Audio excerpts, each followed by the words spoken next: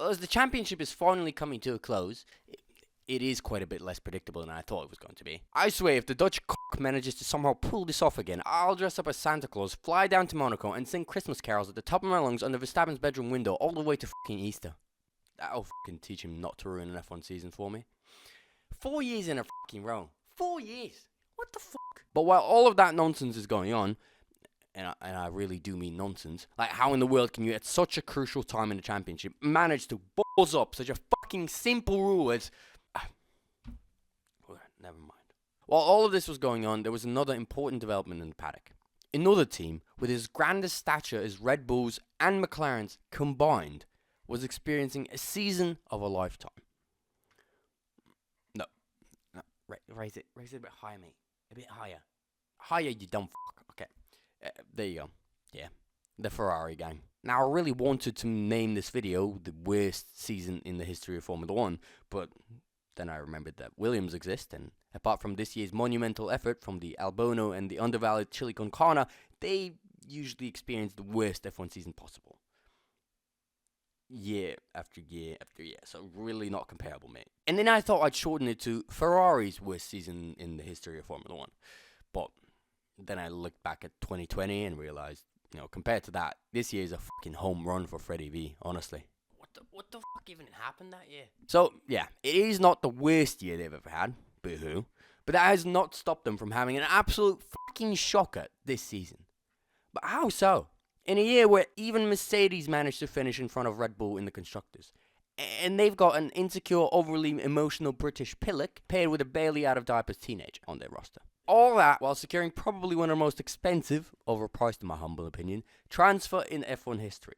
So, obviously a lot to unpack here. But of course, there are always two sides to every story. So, I suggest we start with the more pronounced one, the flashy one first. And I'll cover Ferrari's better half in another video. For now, Lewis Hamilton, everybody.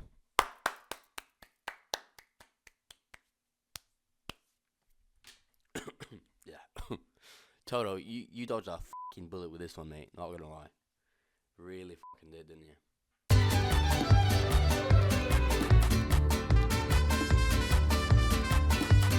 Alright, the first main point to highlight here is Lulu himself.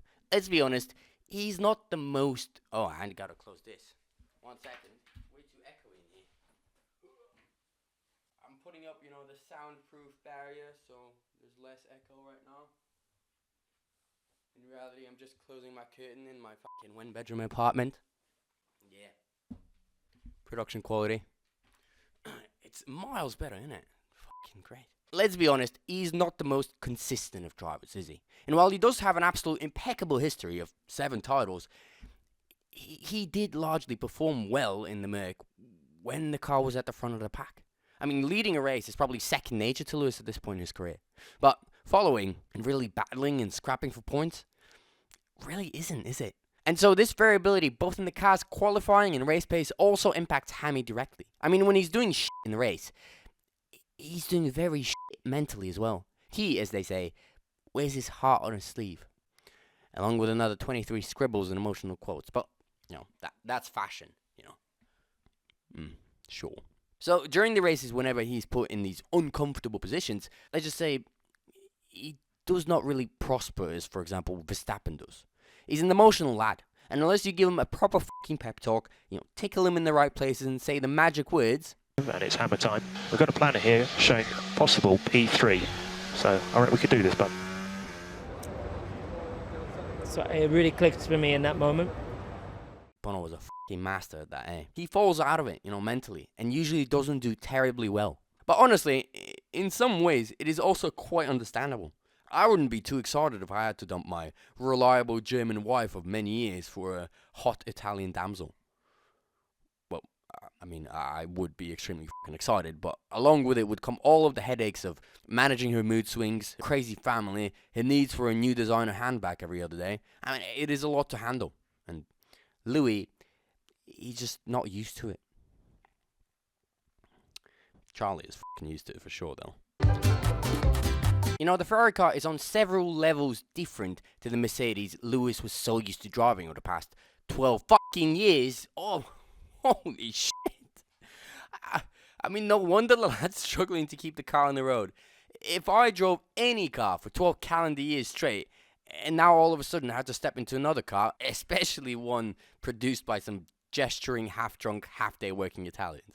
Honestly, if I was an engineer living in Southern Europe, I would do a leisurely 2-hour breakfast with some espresso, then come into the office, chat to my colleagues, curse about the weather this weekend or how the local Series A team, Sassuolo, is a sucking ass recently, then have a leisurely lunch for 3 hours and maybe a glass of wine, then come into the office, curse at how Ferrari's not the old Ferrari anymore and how everything's shit, maybe even look at a few aero charts, a bit more hand gesturing probably. Then it would be time for my early dinner that would stretch for 4 hours, probably another 2 glasses of wine, and then the working day would be over, wouldn't it?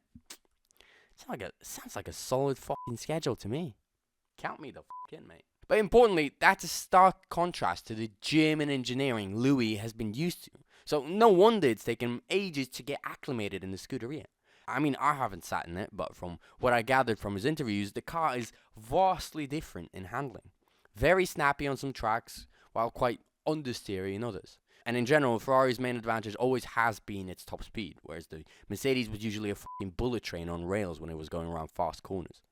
So all in all, no shit, he's had trouble acclimating. Even Hamilton himself kind of wrote off the first part of the season as getting used to the Ferrari and didn't expect much. I mean, only makes sense.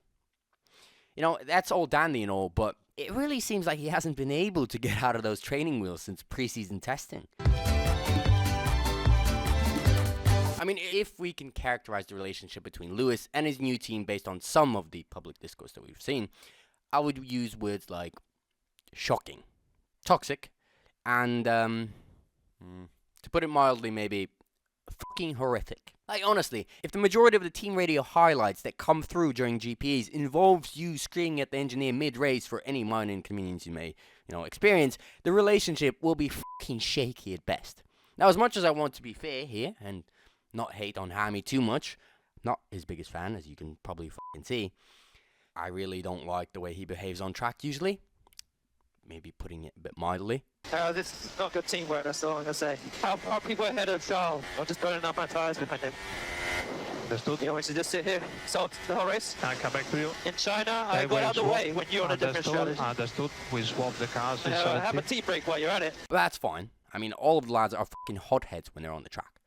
The only one of them that hasn't really behaved like a nonce to the engineer is Piastri.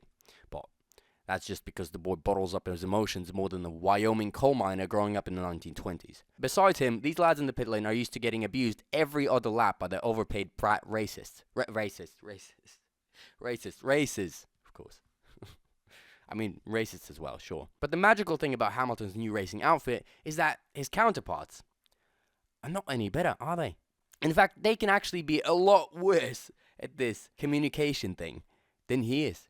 I mean, Ferrari is fucking notorious for having absolutely trash comms. And how rapid. Is my pace really bad? Because the tyres are fine. And we box now. My tyres are okay. Can I extend? How many more laps left? And box, 20 laps.